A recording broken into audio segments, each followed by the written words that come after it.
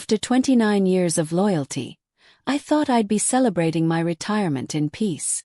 My pension was just 3 days away from vesting, security I had worked my entire adult life for. Instead, I sat across from my boss, watching his lips form words I could barely process. "Budget constraints," he said flatly, sliding a severance agreement across the table. "Sign by tomorrow or get nothing." The walls seemed to close in. My entire career, my future, my family's safety, erased with a single sheet of paper. I forced a smile, my voice steady though my heart pounded. "Thank you for the opportunity." Then I walked out, carrying nothing but a folder of empty promises. That evening I made a single phone call. And by the time my boss answered, his life was about to change forever. When you give 29 years of your life to a place, you start to believe it's more than just a job. It becomes part of your identity. The hallways feel like home. The co-workers become family. And the pension, the finish line you've been crawling toward, becomes the one promise that makes every late night and missed holiday worth it. That's what I believed. Until that morning. I can still see the conference room clearly. The blinds were half closed, letting in slivers of cold light. My boss, Gregory, sat across the table in his tailored suit, his face blank. In front of me was a folder. Inside, a severance agreement that looked sterile, clinical, like an obituary for my career. "Budget constraints," Gregory said, as if the words meant anything to me. "We've had to make some tough choices." Tough choices. I wanted to scream. To demand why those tough choices always seemed to fall on the people who had given everything. Why, after nearly 3 decades, I was the one being cut loose 3 days before my pension was set to vest. 3 days. That was the part that shattered me. I sat there frozen, my mind racing. With my pension, I would have had security for the rest of my life. Without it, my years of loyalty meant nothing. Just numbers on a ledger erased with a signature. Gregory slid the papers closer. "Sign by tomorrow or you walk away with nothing." I swallowed the lump in my throat. After 29 years, this is what I get. He didn't even flinch. "It's not personal, Sophia. It's business." I left the building in a daze. My ID badge still clutched in my hand, my desk left untouched. I couldn't bring myself to clear it out. Walking through the lobby felt like walking out of a house fire. Everything familiar, everything I built, reduced to ash. Outside, the city moved as if nothing had changed. But for me, the world had stopped. I thought about the years I had sacrificed. The nights I stayed late while my kids had dinner without me. The weekends I missed birthdays because there was always one more report to finish. The vacation days I never took because I wanted to prove my loyalty. And now, all of it was meaningless. 29 years. And they couldn't even let me reach 30. That evening, I sat at my kitchen table, staring at the severance papers. My hands trembled as I traced the words with my fingers. "Budget constraints. Sign by tomorrow. Or get nothing." I felt my chest tighten, tears burning in my eyes. For the first time in years I felt powerless. Disposable. But as I sat there in the silence, a thought flickered. Maybe I wasn't powerless. Maybe Gregory had made a mistake thinking I'd just fold quietly. So I reached for my phone. Dialed a number I hadn't used in years. And when the voice on the other end answered, I whispered, "It's time." The number I dialed wasn't one I used often, but I knew it by heart. When the voice answered, deep and steady, I almost broke down. "Hello, David," I whispered. "It's me, Sophia." There was a pause. Then, "It's been a long time. What's wrong?" David wasn't family. He wasn't even a close friend. But he was something far more important in that moment. He was my old mentor. The man who had trained me in my earliest years at the company. Long before Gregory ever walked through those doors. David had left the firm nearly a decade ago, moving on to bigger roles elsewhere. But he still knew the system. He still knew the rules. And more importantly, he still knew me. I told him everything. The firing. The severance papers. The pension vesting in 3 days. My voice cracked as I said the words out loud, as if repeating them made the betrayal even more real. On the other end, David was silent for a moment. Then he exhaled sharply. "Of course," he muttered. "Gregory always was ambitious. He thinks he can cut you loose before your pension locks in. But that's not how it works." My heart skipped. "What do you mean?" David's tone sharpened. "Sophia, listen carefully. If you've worked 29 years and 362 days, your pension is already legally vested. They can't take it away from you. The only reason he's trying to rush you is because he's betting you don't know the fine print." I sat there frozen, staring at the severance papers like they were suddenly poison. "You're saying," I whispered, "he's bluffing?" David didn't hesitate. "Not just bluffing. He's lying. And if you sign those papers, you're signing away your rights." My hands clenched into fists. The fog of grief and shock began to lift, replaced by something sharper. Anger. Gregory hadn't just fired me. He had tried to trick me into giving up what I had rightfully earned after nearly 3 decades. He wanted me gone quietly, erased, with no pension to my name. But now I knew the truth. And the truth was power. David gave me instructions. "Do not sign anything. Call HR tomorrow and request your pension records in writing. If they stonewall you, I'll connect you to an attorney who specializes in this. Gregory thinks you're naive, but he doesn't know who you still have in your corner." I swallowed hard, a strange mix of fear and relief flooding me. For the first time that day, I wasn't just a victim. I had a weapon. "Thank you, David," I said softly. "I don't know what I would have done without this call." "You would have figured it out," he replied. "You've always been stronger than you think. Now go make him regret underestimating you." The next morning I walked back into the building, not as a defeated woman, but as someone carrying a secret. Gregory didn't know that I knew. HR looked startled when I asked for my pension file. "We'll need time," they said, their voices nervous. "Fine," I replied. "I'll wait." By noon the whispers started. Gregory pacing his office. A few glances in my direction. The first signs that his plan wasn't airtight. And then, just before I left for the day, I saw it. Gregory's face, pale and tight, as he hung up his phone. Because while he thought he had buried me, someone else had just started digging into him. That evening I called David again. "They're stalling," I told him. "Good," he said. "That means they're nervous. Keep pushing. Tomorrow I'll send you the contact for the attorney. Let's see how Gregory likes being the one cornered." For the first time in days I slept soundly. Because now the balance had shifted.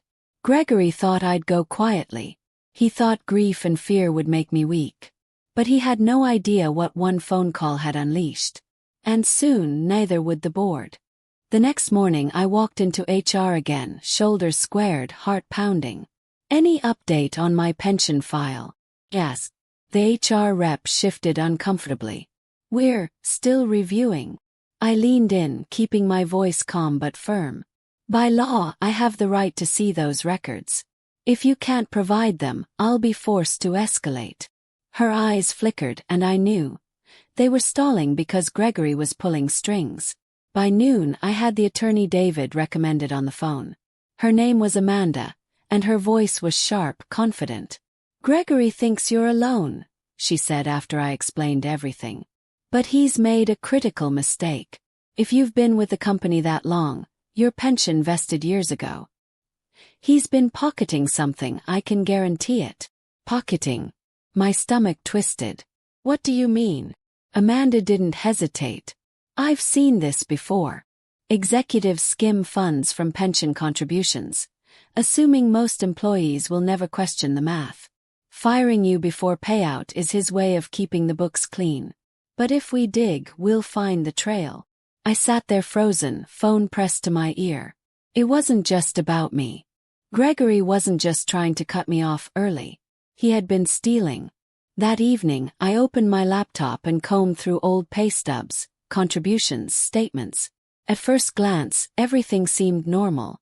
But then I noticed something odd. Year 23. A sudden dip in contributions. Just a few $100s less, but it didn't match the percentages in my contract. Year 25. Another dip. Year 27, thousands missing. My chest tightened. This wasn't negligence. This was deliberate. Called Amanda immediately. I found gaps. Her voice was sharp with satisfaction. Good. Keep everything. This is fraud, Sophia. If we can prove it, Gregory won't just lose his job. He could face prison. Prison. The word sent a shiver through me. The next day, Gregory called me into his office. He tried to sound casual, but the sheen of sweat on his forehead gave him away. Sophia, he said, gesturing for me to sit.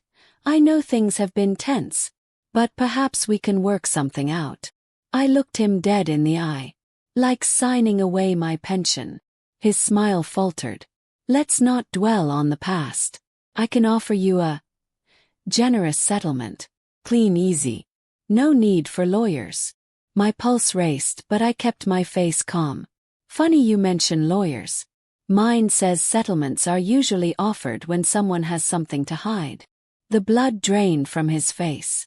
For a split second the mask slipped, and I saw the truth. He wasn't trying to save me. He was trying to save himself. That night Amanda emailed me. Attached was a document she had pulled from public filings. Pension fund disclosures. In bold numbers, year after year, the total didn't add up. Millions were unaccounted for. Millions. My missing contributions were just one thread in a much larger tapestry of theft. Gregory hadn't just tried to rob me of my pension. He had been robbing dozens, maybe hundreds of employees for years. And if this came out, it wouldn't just be his career that burned. It would shake the entire company. For a long time, I stared at those numbers on my screen, tears stinging my eyes. I thought about all the employees who had trusted the system. People who worked just as hard as me, believing the pension would carry them into retirement. People who had no idea their future was being siphoned away by the man in the corner office. And in that moment, my grief turned into resolve. This wasn't just about me anymore. It was about all of us. The next morning, I walked into Gregory's office uninvited. He jumped when he saw me, his phone still pressed to his ear. I dropped a folder on his desk. Inside were copies of the discrepancies I had found. You think this is just about me, I said quietly. But it's not. And if you don't confess, I'll make sure every single person you cheated knows exactly what you've done. His hand shook as he set the phone down. For the first time I saw fear in his eyes. You don't want to do this, he muttered. It'll destroy the company. No, Gregory, I said, my voice steady. You already did. When I walked out of Gregory's office that morning, I didn't feel small anymore. For the first time since he shoved that severance agreement across the table, I felt steady, strong. I had leverage, and he knew it. Amanda moved fast. Within days, she filed formal requests for the pension fund records. She explained it simply. Gregory can stall you, but he can't stall the law. At the same time, I started talking quietly with old colleagues, people who, like me, had spent decades at the company. I asked if they'd noticed anything strange with their retirement contributions. And one by one, their stories trickled in. Now that you mention it, my statements never matched what HR said I should be getting. I thought it was a mistake. But when I asked Gregory, he brushed me off. My numbers dropped too. I just assumed the formula changed. It wasn't just me. It was dozens of us. One evening I met with 3 of them. Janet from accounting, Louise from IT, and Raymond from operations, at a diner near the office. Over coffee and pie, I spread out my folder of documents. This isn't random, I told them. It's a pattern. Gregory has been siphoning money for years. And he thought no one would notice. Janet shook her head, her face pale. He fired you so you wouldn't collect. He must have figured it would bury the paper trail. Louise leaned forward. So what do we do? I took a deep breath. We fight. Together. The next morning, whispers spread through the building. People saw me walking with Janet. They saw me talking with Raymond. and they started connecting the dots. By lunch, Gregory was pacing the halls like a man possessed. His smile was tight, his steps restless. He called me into his office again, but this time I didn't sit. "You're making a mistake, Sophia," he hissed. "You'll bring this entire company down." "No, Gregory," I replied calmly. "The company will survive. You won't." Later that week, Amanda called with news that nearly made me cry. "We've reviewed the fund records," she said. "The discrepancies are undeniable. And Sophia, we're not just talking thousands. We're talking millions. Enough to trigger state and federal investigations. Millions." For a moment, the weight of it pressed down on me. This wasn't just personal betrayal anymore. It was systemic theft. A scandal that could devastate lives. But then I thought of my father, of his voice reminding me to stand tall, to do what was right. And my fear gave way to resolve. When the board called an emergency meeting, I knew Gregory was finished. He tried to put on his usual performance. Slick suit, rehearsed charm, but the cracks were showing. His voice trembled. His hands fidgeted with papers. Then Amanda presented the evidence. Slide after slide of numbers, discrepancies, missing funds. Copies of statements with names blacked out for confidentiality. And then the kicker, my own file. Nearly 3 decades of contributions, clean and consistent, until Gregory took over. Then, year after year, the siphoning began. "This isn't an accounting error," Amanda said firmly. "This is fraud." The room went still. All eyes turned to Gregory. He tried to fight. "These numbers are out of context. Sophia is bitter, she's trying to smear me." But then Janet stood up. "My file shows the same thing." Luis added, "So does mine." Raymond, his voice steady. "Mine too." One by one they backed me. Each voice another nail in his coffin. The board chair leaned forward, eyes cold. "Gregory, you are suspended effective immediately. A full investigation will follow." Gregory's face drained of color. For the first time the mask was gone. Walking out of that boardroom, I felt a rush of something I hadn't felt in weeks. Relief. Because I wasn't alone anymore. I wasn't the disposable employee, the woman cast aside 3 days before her pension. I was part of something bigger. A collective voice that refused to be silenced. That evening, my phone buzzed with a message from Amanda. "Good work today. The board's scared, but not of you. They're scared of what Gregory did. That means you've already won half the battle." I sat on my couch, staring at those words, tears welling in my eyes. For so long I had been afraid. But now Gregory was the one afraid. And the more the truth came out, the worse it would get for him. The days after the board meeting felt like watching a storm break. For years, Gregory had strutted through the building with that smug grin, barking orders, brushing off questions. Now, his office door stayed shut. Char escorted him to and from meetings. Employees who once feared him whispered openly in the halls. The king had lost his crown. And I was still standing. Amanda kept me updated daily. "They've uncovered more than we imagined," she told me one afternoon. Gregory funneled pension contributions into side accounts, funds he controlled. He disguised it as budget reallocations. But the trail is obvious. He didn't just rob you, Sophia. He robbed hundreds. Hundreds. My stomach twisted. Every number on those spreadsheets wasn't just dollars. It was lives. Years of sacrifice stolen. But this time it wasn't being buried. A week later, the board convened a special session. Employees were buzzing. They knew something big was coming. I sat in the back of the room, heart hammering, as the chair cleared his throat. "We've completed our review of the pension fund," he began.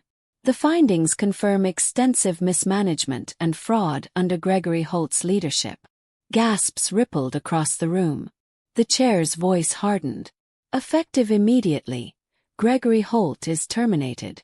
The matter is being referred to authorities for criminal prosecution." All eyes turned toward Gregory.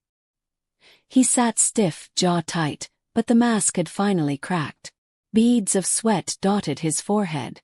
"You can't do this," he snapped, voice breaking. "I am this company. Without me." "No," the chair interrupted coldly. "You betrayed this company. And you betrayed the people who trusted you." Security stepped forward. For the first time, Gregory looked small, weak. And as they led him out, his eyes found mine. Fury, desperation, silent curse. But I didn't flinch. Because his power was gone. After the meeting, employees surrounded me. Janet hugged me so tightly I almost couldn't breathe. "If you hadn't stood up, we never would have known," she whispered. Luis clapped me on the back. "You saved us all, Sophia." I shook my head, tears pricking my eyes. "No, we saved each other." That night, Amanda called with the news I had been waiting for. "The board has reinstated your pension in full," she said, her voice warm with triumph. "Every missing contribution will be repaid, with interest. And Sophia, they want to publicly acknowledge you at the next company meeting." For a moment I couldn't speak. Tears slid down my cheeks. I hadn't just won back what was mine. I had won back my dignity. The following week, I stood in front of hundreds of employees at the all-hands meeting. The CEO himself introduced me. "Sophia has reminded us all of what loyalty truly means. She refused to be silenced, and because of her, we uncovered theft that could have destroyed us." Applause thundered through the room. Faces I'd worked beside for decades cheered. For once, not because I stayed late, not because I sacrificed, but because I stood up. I lifted my father's old watch, the one I wore every day, and smiled. "This isn't just about pensions," I said into the microphone. "It's about respect. About not letting anyone erase decades of your life with a signature. We all deserve to be seen. We all deserve to be valued." As the applause rose again, I felt a weight lift from my shoulders. Gregory's reign was over. My pension was secure. And my voice, my power was back. That evening when I got home, I poured a glass of wine and sat by the window. For the first time in weeks, I didn't feel grief or rage. Felt peace. Because justice had been served. And because I knew no one would ever erase me again. The day Gregory was escorted out of the building, I thought that would be the end of my story. But really, it was just the beginning of a new chapter. Because after betrayal, there's always a choice. Stay broken, or rise stronger. The silence after the storm. The week after his termination felt oddly quiet. The office was calmer, lighter, like a shadow had finally lifted. People walked with their heads higher. The constant tension that had lived in the walls seemed to dissolve overnight. Yet, even in that silence, I kept waiting for the other shoe to drop. For years, Gregory had been the voice of authority. Even after his fall, I found myself listening for his barked orders, his footsteps in the hallway. But instead there was only calm. And for the first time I realized, the fear I had carried for so long wasn't about Gregory's power. It was about me believing I had none. That illusion was gone now. Remembering my father. One evening, I sat at my kitchen table with a stack of old photographs. My father's smiling face stared back at me from one of them. Me at 16, him in his work uniform, arm around my shoulder. He used to tell me, "Sophia, never let anyone steal the value of your time. You don't get it back." Back then I thought he meant being on time, working hard. But now I understood.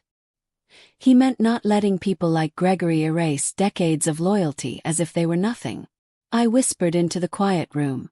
"I did it, Dad." I stood up. I didn't let him take it.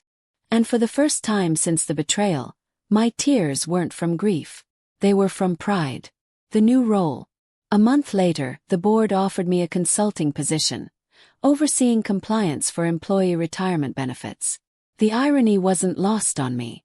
The woman they tried to silence was now being asked to make sure no one else would ever be cheated again. I accepted, not out of loyalty to the company, but out of loyalty to the people still working there. Every day, I reviewed documents with sharper eyes. Every report, every statement, I treated like a shield for the employees who had trusted this company as I once had. Colleagues came to me quietly, thanking me.